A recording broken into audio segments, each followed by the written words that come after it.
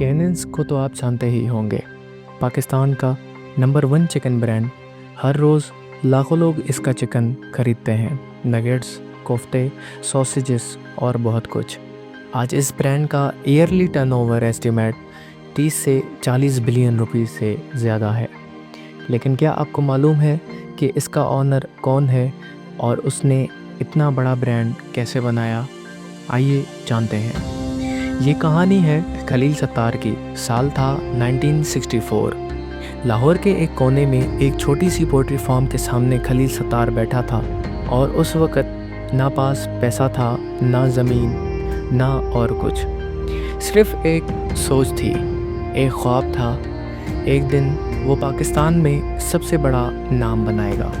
तो उसकी नज़र एक पोल्ट्री फार्म पर पड़ती है और वो देखता है कि गंदे हालत में मुर्गियाँ और ज़ीरो स्टैंडर्ड्स मीट है। तब उसने सोचा, क्या मैं इस काम को इज़्ज़त और क्वालिटी के साथ कर सकता हूँ? ये आइडिया उसने सबसे पहले अपने कुछ दोस्तों और रिश्तेदारों के साथ शेयर किया। उनमें से किसी ने कहा, मुर्गी पालना ये काम इज़्ज़त वाला नहीं है। किसी ने हंस के कहा, चिकन का ब्रांड पाकिस्तान में। लेकिन एक शख्स ने उसका साथ दिया और वो थी उसकी वाइफ नौशाबा। उसने कहा, मैं हूँ तुम्हारे साथ। यहीं से शुरू होता है खलील सत्तार का सफ़र। खलील सत्तार ने कुछ पैसे जोड़े और उसने एक छोटी जगह किराए पे ली। सबसे पहले उसने मुर्गियों का बैच खरीदा और बाद में मुर्गियाँ, और पोल्ट्री फार्म का नाम रखा कैनेंस, यानी खलील एंड नौशाबा। सुबह से शाम तक खुद काम करता, सफाई, दाना, देखभाल, हर चीज़ अपने हाथों से करता। और धीरे धीरे लोगों ने नोटिस करना शुरू किया, ये मुर्गी अलग है, ज़्यादा फ्रेश, ज़्यादा साफ़, ज़्यादा हेल्दी। लोगों को कैनेंस की सफाई पसंद आई, फीड हाइजीनिक थी, पैकेजिंग अच्छी थी।